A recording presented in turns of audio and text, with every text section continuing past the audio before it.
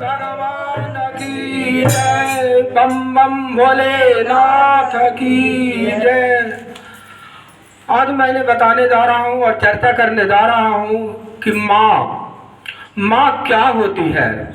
माँ के बारे में रामायण में क्या लिखा गया है, तुलसीदास ने जी क्या लिखे हैं, और माँ हमारे क्या दैनिक जीवन में क्या काम आती है। शुरू से जन्म से लेकर के वह जब तक जीती है तब तक हमारे लिए क्या करती है, ये हम लोग जाने, और हमारा कर्तव्य क्या है कि माँ के लिए हम लोग क्या करें। ये चीज़ को आप चर्चा करते हैं, इसको ध्यान से सुनिए, ताकि माँ बेटे का, माँ बच्चे का एक दूसरे के प्रति प्रेम बढ़े और इस समाज में विकृति दूर हो और माँ के भी किसी प्रकार के दुख तकलीफ न हो। कारण कि माँ ही सर्वोपरि है, जो कि अपने बच्चे को माँ से बढ़ के कोई प्यार नहीं दे सकता। तो इसमें रामायण में तुलसीदास जी लिखे हैं कि जब यहाँ पार्वती का जन्म हुआ था तो उस समय पार्वती को कुंडली जानने के लिए, भविष्य जानने के लिए उनका हस्तरेखा देखने के लिए गए थे नारद मुनि हिमवान के यहाँ। तब वहाँ पर पार्वती जी का रेखा में जो लिखा हुआ था उसके बारे में उन्होंने क्या कहते हैं कि जोगी जटल आकाम तना गगन अमंगल भेष अस स्वामी अति जोगी मिलेगा। दूसरा कि जटिल जटाधारी अमंगल भेष, जिनका कोई बढ़िया सुंदर भेष नहीं रहेगा, भूत पिचास बैताल दुनियादारी के तरह भेष दात भांग धतुरा खाने वाले होंगे, वही इनका पति होंगे माता पार्वती के। यह सुन करके मैना को बहुत दुख हुआ कि बताइए, हमारा इतना सुंदर बच्ची है, इतना शिव कुमार है, इसको इस तरह से भेष मिलेगा जो कि किसी तरह से मंगल नहीं है, और उसके बारे में नारद जी कह रहे हैं। तो माँ होती है, माँ के तो ममता अपार होती है। माँ कैसे अपना बाल बच्चा को इस तरह के वर्ग को चुनेगी, कोई सवाल ही नहीं उठता कि जब उस तरह से अमंगलधारी को चुन पाएगी। तब मैना हिमवान को अकेले में ले जाकर के कहते हैं, हिमवान पति जो थे मैना के, माता पार्वती के पिता हुए, उनको अकेले में जाकर के कहती है मैना कि पतहि एकांत पाए कह मैना अनाथ न मैं समझहूँ मुनि बहना। मैं आपको एकांत में समझा करके कह रहा हूँ कि जो मुनि क्या समझा रहे हैं हमको समझ में नहीं आ रहा है। या मंगल भेष रहेगा, इस तरह से रहेगा, उस तरह से रहेगा। जो घर वर कुल होई अकर विवाह सूता अनुरूपा तन्नु नतु कन्या बर रह कुमारी अकंत उमा मम प्राण प्यारी। उमा जो ये है पार्वती, ये हमारे प्राणों से प्रिय है, उससे अच्छा कुमारी रहेगी वो ठीक है, लेकिन मैं शादी नहीं कर सकता उससे, किसी व्यवस्था में नहीं कर सकता। इस तरह से हिमवान को समझा रहे हैं माता। तो अस कहीं धरी चरण धरी सीसा, ऐसा कह करके वो हिमवान के चरण पकड़ ली। और पति है, पति से राज सम्मत चला तो करना ही है, और पति ही वो फैसला लेने में सक्षम होते हैं। अब वो जो कहेंगे जो ही न होगा। अब उस हिसाब से ये मैना अपने पति को मना रही है कि मैं पार्वती को, उमा को उनसे ब्याह इस तरह के मंगलधारी भेष से नहीं होने दूंगा। अब इतना कह करके और वो चरण पकड़ ली हिमवान के, और वह गिर पड़ी धरती पर, बेहोश हो गई। तब उसको किसी तरह से पानी में जल छीट करके और उसके बाद हिमवान उठाए कि इतना माँ का प्रेम होता है और ममता होता है कि सिर्फ ये वचन सुन करके माँ गिर कर बेहोश हो गई। फिर माँ की ममता कितना होता, अपना बच्चा को, बच्ची को कभी भी अनहोनी होने नहीं देगी, कभी नहीं, चाहे उसके लिए लाख रथी हो जाए, कभी नहीं होने देगी। तब हिमवान कहते हैं कि बार ही बार लेती उरलाई गद गद कंठ कछु नाही जाई। तब हिमवान कहते हैं कि प्रिय यह सोचो, यह समझो कि जिस विधाता ने पार्वती को रच रखा है, जिस विधाता ने पार्वती को जन्म दिया है, वही विधाता अच्छे के लिए उनको वर देगी। यह भगवान पर, ईश्वर पर विश्वास रखो कि चाहे अमंगल भेषधारी हो, चाहे जटाधारी हो, चाहे जो भी हो, विधाता ने अच्छा रचा है। और जो विधाता ने अच्छा रचा है, जो जन्म दिया है, जो जन्म दिया है, वो अच्छा जरूर करेगा। वो अच्छा पर विश्वास रखेंगे तभी ना। ईश्वर पर विश्वास रख करके और कर्म को करना चाहिए। अब मुनि जो बता रहे हैं, तो मुनि के अनुसार भी जो चलना चाहिए कि जो वर है, जो वर मिला है, उसको सही से निर्वाहन किया जाए। तो इसमें कुछ भी संदेह नहीं है, सब चीज सत्य होता है, सिर्फ मानने का है और करने का है। यह सुन करके मैना जाकर के बच्ची के यहाँ गई, और बच्ची के यहाँ गई तो वहां पर 12 बार लेती उड़लाई, और गद गद कंठ न कछु कही जाई। माता मैना जो है माता पार्वती को गले से लगा ली उठा करके, और कुछ नहीं बोल रही है, सिर्फ आंसू के धारा बह रहा है कि इतना सुंदर बच्ची को मैं कैसे सौंप सकता हूँ। और बच्ची को समझा रहे हैं कि बच्ची नहीं, मैं तुम्हें शादी नहीं होने दूंगी, चाहे तुम हमेशा यहाँ पर घर पर ही रहो, कुमारी ही रहो, लेकिन विवाह कर मैं नहीं जाने दूंगा। इस तरह से समझा करके और आंखों से आंसू की धारा बहा रही है। तो माँ कैसा होती है, यहाँ रामायण में इस तरह से लिखा गया है, और जो कि सत्य है। उसी तरह से जब शादी विवाह हुआ, तब हमेशा उनको भोलेनाथ को पैर पकड़ती है, हमेशा मैना पैर पकड़ रही है भोलेनाथ के कि प्रभु आपके यहाँ हमारी बच्ची जा रही है, लेकिन आप कभी भी दुख तकलीफ नहीं दीजिएगा, इसको सही से रखिएगा। माँ की ममता वहां भी रुकवा रहा है। एक तरफ इधर भी कह रही है कि पर अधीन सपने सुख नाही, माता वो मैना वो भी करे कि पर अधीन सपने सुख नाही, सपनों में हमारा बच्ची का दूसरे के अधीन रहने पर सुख नहीं मिलेगा, लेकिन आपके शरण में हम भी हैं और हमारा बच्ची भी है, अब आप ही हमारा बच्ची को कल्याण कीजिएगा। तो यहाँ पर सबसे बड़ा उदाहरण यही है कि माँ की ममता कितना पकड़ होती है और कितना जकड़ होती है कि अपना बाल बच्चा के लिए क्या से क्या करती है। के अनुसार ऐसा परिवर्तित भी हो जाता है कि ये माँ के दवाई का जरूरत बोझ लगता है। माँ के अगर दवाई की जरूरत है तो क्या बोझ लगता है, लेकिन अगर सिगरेट का धुआं उसको बहुत जरूरी लगता है। उसको ये नहीं समझ में आया कि माँ की दवा की जरूरत जितना है में जरूरत है, ये नहीं सोच पाता है। एकदम बहुत माँ की दवा के बारे में हो, चाहे किसी कार्य के बारे में हो, कुछ भी माँ अगर कहती हो घर में सोने के लिए मच्छरदानी ना हो, माँ जैसे तैसे सो रही हो, या दवा लाने के लिए माँ कह रही हो, तो उसको मजबूरी लगेगा, लेकिन उसको सिगरेट के धुआं जरूरी है, रोड पर आएगा तो धुकना शुरू कर देगा। तो उस तरह से बाल बच्चा लोग भी नहीं समझ पाते हैं, बहुत से ऐसे होते हैं। लेकिन माँ बाप का जो ममता होता है, माँ का जो ममता होता है, वो उसको समझना चाहिए, और उसे समझने के अनुरूप ही हमारा जीवन सफल होगा। जिस घर में माँ के आंसू बहेगी, उस घर में लक्ष्मी कभी वास नहीं कर सकता, उस घर से लक्ष्मी चली जाती है। इसलिए हमेशा माँ का ख्याल रखना चाहिए। हम लोग के समाज में जिनको माँ होते हैं उनको कितना अच्छा होता है, जिनको अगर माँ नहीं है तो उनको कितना तकलीफ वो समझते हैं। कि जिनको माँ नहीं है वही समझ सकते हैं कि माँ क्या होती है। जब माँ होती है तो होने का एहसास नहीं होता, जब माँ घर में होती है तो होने का एहसास नहीं होता। और जिनका माँ नहीं है तो उनको एहसास बहुत बड़ा है। जब काम पर तो कौन बुलाएगी कि बेटा दूध पीते जाओ, कौन कहेगा, कौन कहेगी, कोई नहीं कि बेटा दूध पीते जाओ।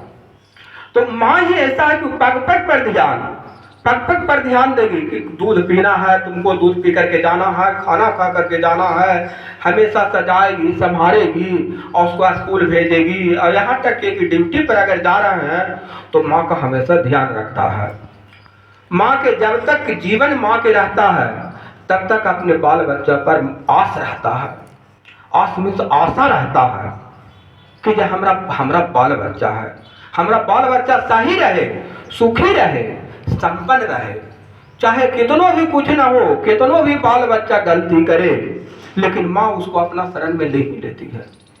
कितनों ही गलत बाल बच्चा हो, लेकिन माँ उसको शरण में ले ही लेती है। एक माँ ऐसा होती है, माँ का ऐसा एक कर्तव्य होता है जो कि हमेशा बाल बच्चा के प्रति वह दृढ़ निश्चय रहती है।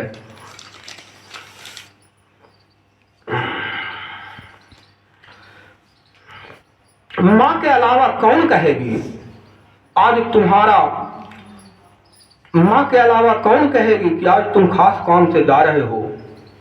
कौन? कोई ऐसा कहने वाले मिलेंगे?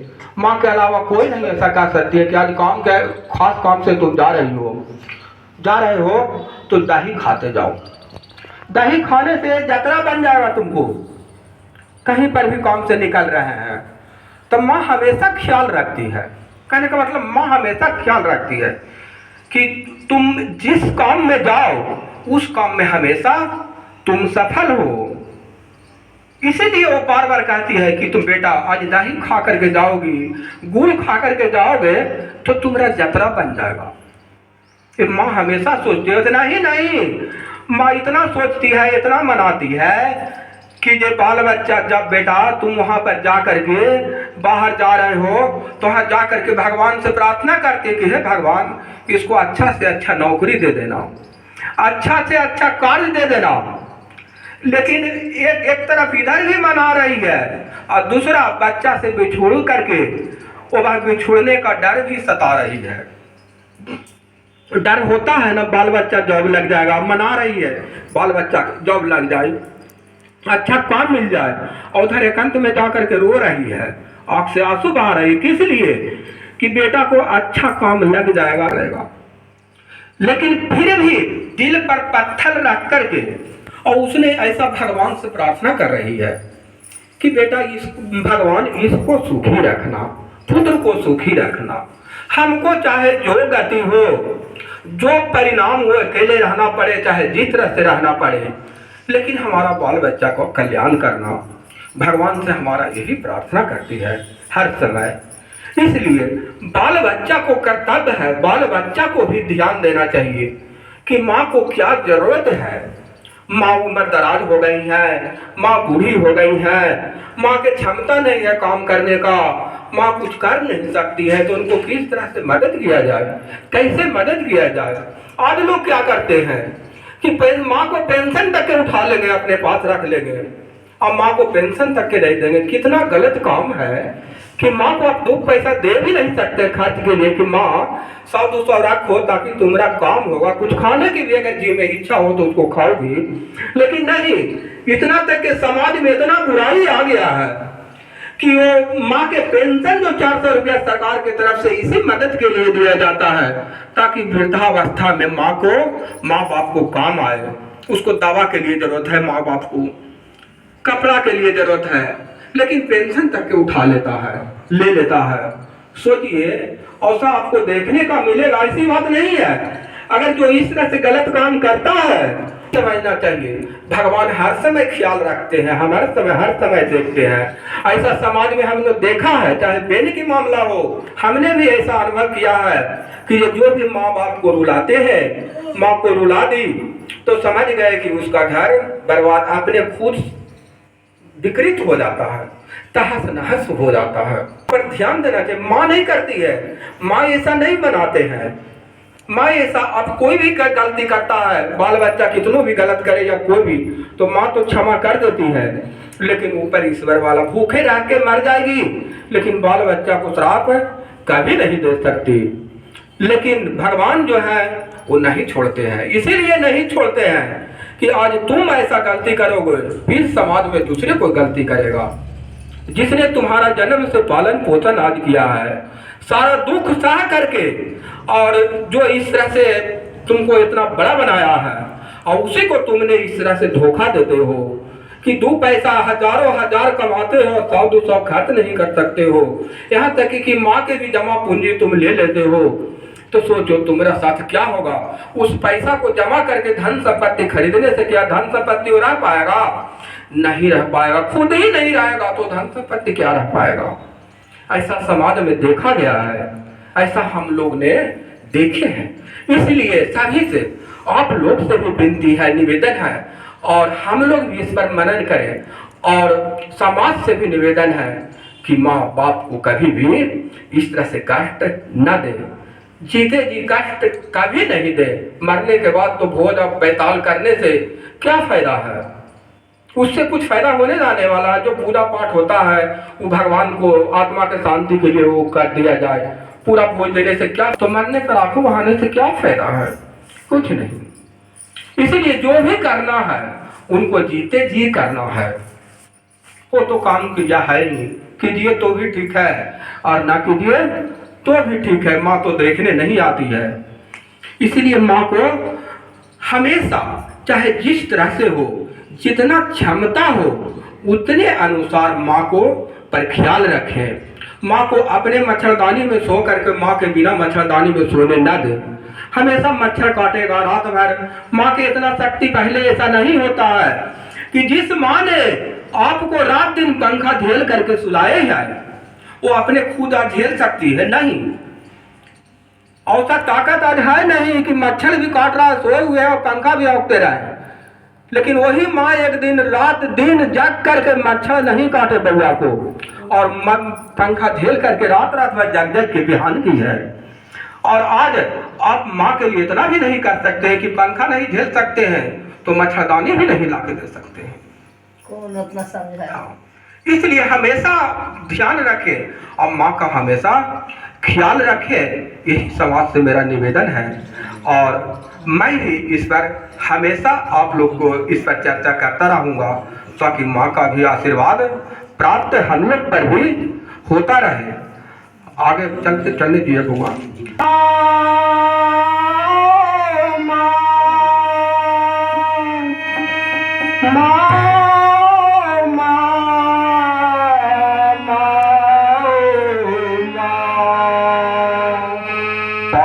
बुलाती है कितना रुलाती है,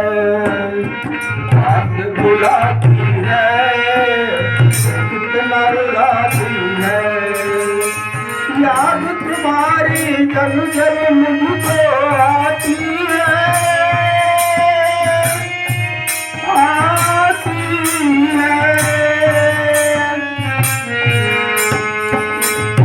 बुलाती है कितना रुलाती है, बात बुलाती है कितना रुलाती है। याद तुम्हारी जब जब मुझको आती है, आती है।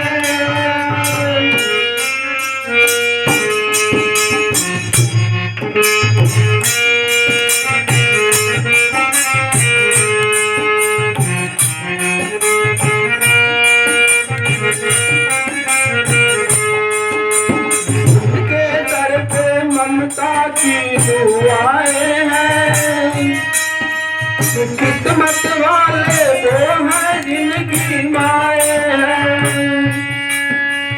जिनके सर पे ममता की दुआएं हैं, किस्मत वाले वो हैं जिनकी माएं हैं।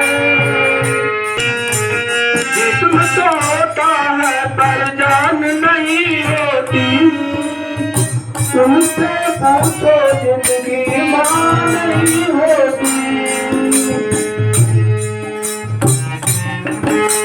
लोरी सुनाती है कैसे सुनाती है, लोरी सुनाती है कैसे सुनाती है। याद तुम्हारी जब जब मुझको है,